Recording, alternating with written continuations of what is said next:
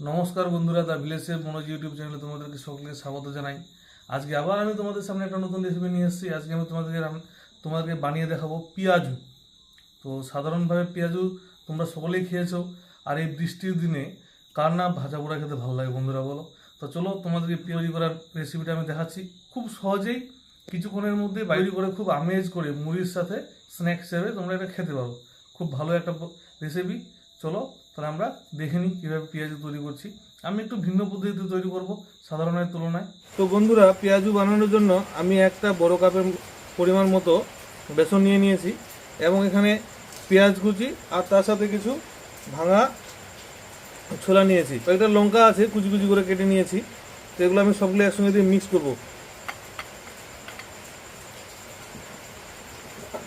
আমি শুধু এখানে বেসন দিয়েছি, বেসন ছাড়া আমি কিছু দিব না। তো প্রথমে কিন্তু জল দিব না, এভাবেই প্রথমে মাখবো। পেঁয়াজ থেকে অনেকটা পরিমাণে জল ছাড়বে, তো আমাদের বিশেষ জল তেলের প্রয়োজন হবে না। এবার এখানে আমি দিয়ে দিচ্ছি পরিমাণ মতো হলুদ, পরিমাণ মতো দিচ্ছি লবণ, আর একটু পরিমাণে দিচ্ছি জিরা গুঁড়ো।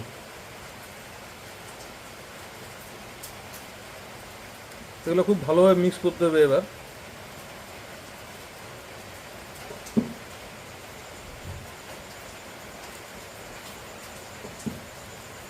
আমি কিন্তু এখানে জল ব্যবহার করিনি এখনও, প্রয়োজন হলে তবেই করব।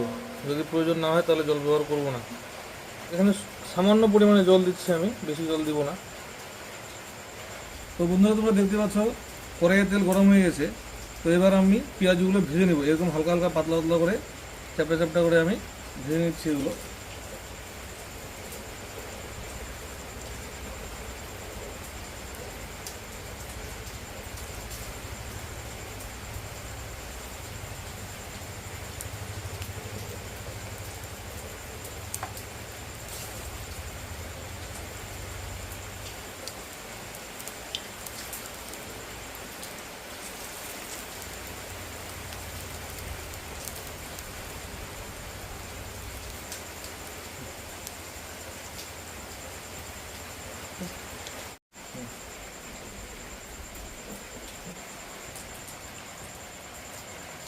তো বন্ধুরা, পেঁয়াজু আমাদের রেডি হয়ে গেছে।